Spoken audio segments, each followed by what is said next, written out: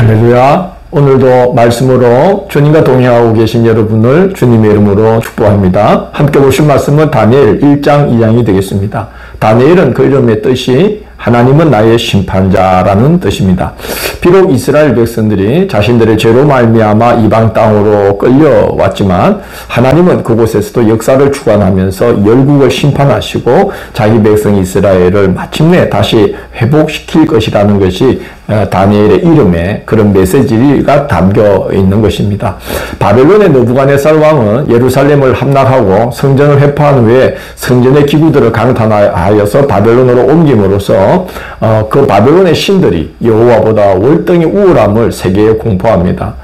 그러나 이스라엘 백성들은 참 좌절과 실망에 또 고뇌에 빠지죠. 여호와만이 참되신 하나님이라고 믿고 있었던 유대인들은 그들이 죄로 말미암아 하나님 앞에 벌을 받는다는 생각지는 않고 여호와가 부족하고 무능해서 바벨론의 신들보다 부족해서 자기 백성을 빼앗긴 것이구나 그렇게 생각하고 좌절과 고뇌에 빠집니다.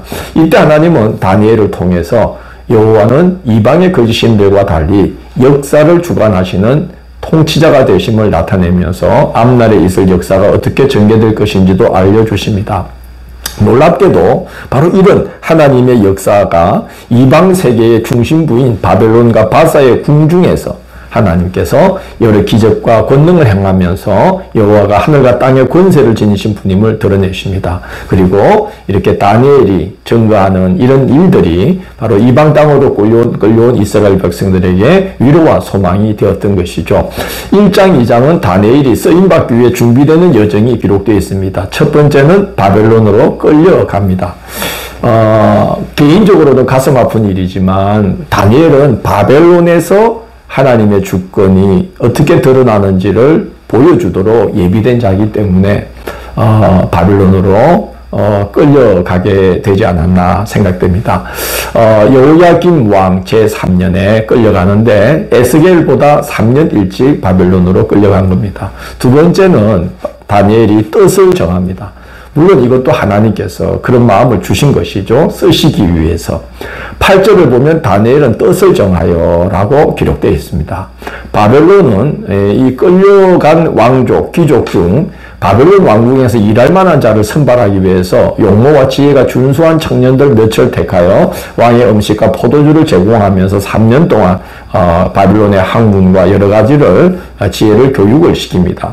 이때 발탁된 다니엘은 그의 세 친구들과 함께 뜻을 정하고 이스라엘의 신앙과 생활 방식을 계속 고수해 나가기로 지키기로 결심을 합니다. 그래서 왕의 음식을 거부하고 채식을 하겠다고 그들을 맡은 환관장에게 부탁을 합니다. 하나님께서 은혜를 베푸셔서 다른 이들보다 얼굴이 더 윤택하게 하시고 학문과 지식을 깨닫는 지혜를 주시고 다니엘에게는 특히 환상과 꿈을 깨달아 하는 지혜까지 더해 주십니다. 이렇게 뜻을 정한 다니엘에게 하나님은 은혜를 베푸십니다. 세 번째, 느부갓네살 왕에게는 징조가 있는 꿈을 꾸게 하시는데 그 꿈이 기억나지 않게 하십니다. 매우 중요한 징조가 담긴 꿈인데 꿈이 기억나지 않으니까 얼마나 왕이 번민했겠습니까? 이것은 하나님께서 다니엘에게 주신 은사를 사용할 환경과 때를 조성하고 계신 것입니다. 왕이 나라의 지휘자들에게 자신의 꿈이 기억나게 하라고 명령합니다. 그 명령을 지키지 못하면, 기억나게 하지 못하면 다 죽는 것이죠. 또는 거짓으로 꿈 이야기를 했다가는 왕 자신이 기억을 하게 될 테니까 바르게 꿈을 이야기해 주지 않으면 당장에 목이 달아나는 것이죠. 2장 11절을 보면 바벨론 술사들이 느부갓네살 왕에게 이렇게 말합니다. 왕께서 물으신 것은 어려운 일이라 육체와 함께 살지 아니하는 신들 외에는 왕 앞에 그것을 보일 자가 없나이다 라고 합니다. 이렇게 하나님은 다니엘이 쓰임받을 환경을 조성하십니다. 네 번째, 이제 하나님은 다니엘을 전면에 세우십니다. 왜냐? 다니엘은 준비가 되어 있었기 때문입니다. 하나님께서 지혜를 주셨고 환상과 꿈을 깨달아 하는 능력을 주신 것입니다. 상황에 대해서 전해들은 다니엘은 세 친구 하나냐와 미사엘과 아사랴, 바벨론식으로 개명한 이름으로는 사드락, 메삭, 아벳노고에게 기도를 부탁합니다. 자신들만이 아니라 바벨론의 다른 지혜자들도 죽임당하지 않도록 하나님께서 자비를 베풀어 주시기를, 불쌍히 여겨주시기를 간청하라고 친구들에게 당부합니다.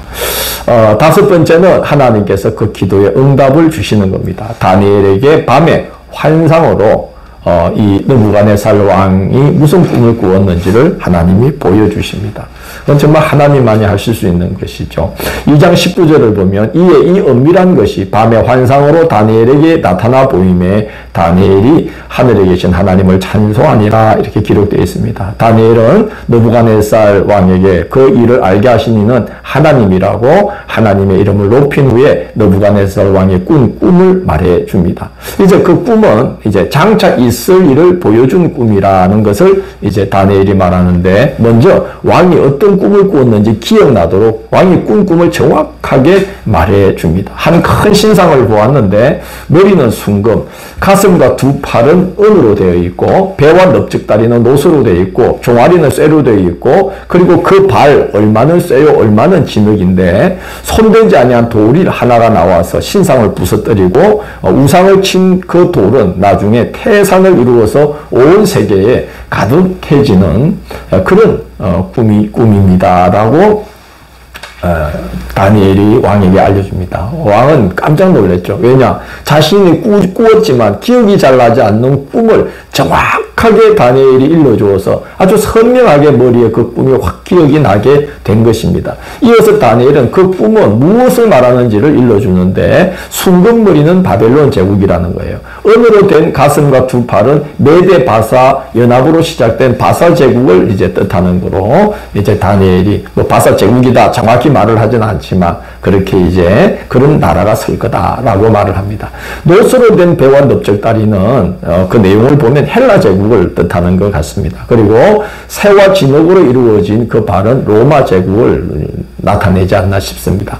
그런데 이 돌 하나가 날라와서 그 새와 진흙으로 이루어진 그 발을 부서뜨리고 나자 신상이 다 가루가 되어 무너지는 거죠. 이것은 바로 하나님의 나라가 이제 이루어지는 그런 내용인데, 하나님께서 세상의 나라들을 다 무너뜨리시면서 하나님 나라가 강성하게 세워지도록 하나님 역사하신다는 그런 뜻입니다. 2장 44절을 보면 이 여러 왕들의 시대에 하늘의 하나님이 한 나라를 세우시리니 이것은 영원히 망하지도 아니할 것이요 그 국권이 다른 백성에게 돌아가지도 아니할 것이요 도리어 이 모든 나라를 쳐서 멸망시키고 영원히 설 것이라 라고 다니엘이 그 뜻을 일러줍니다. 느부갓네살 왕은 자신의 꿈을 정확히 알려주고 그 뜻까지 풀어주는 다니엘의 지혜에 탐복하면서 다니엘의 하나님이야말로 모든 신들의 신이요 모든 왕의 주제시라고 하나님께 영광을 돌립니다. 다니엘은 바벨론 모든 지혜자의 어른이 되고 바벨론 온 지방을 다스리는 고난을 왕에게 받습니다.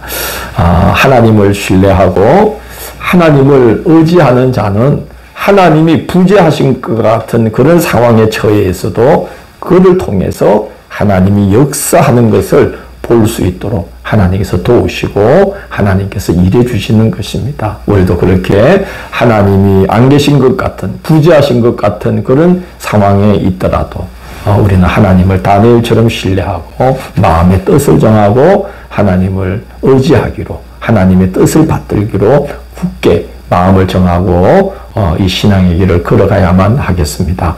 내일 9월 14일 화요일은 다니엘 3장 4장을 그가 능히 낮추심이라 하는 제목으로 살펴보도록 하겠습니다. 오늘도 함께해 주셔서 감사합니다.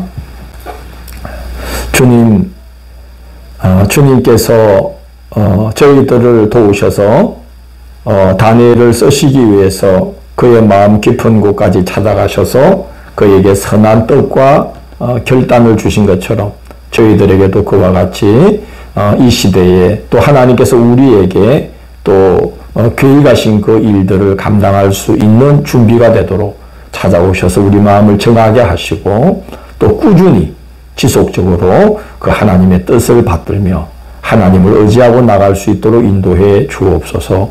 예수님 이름으로 기도드립니다. 아멘.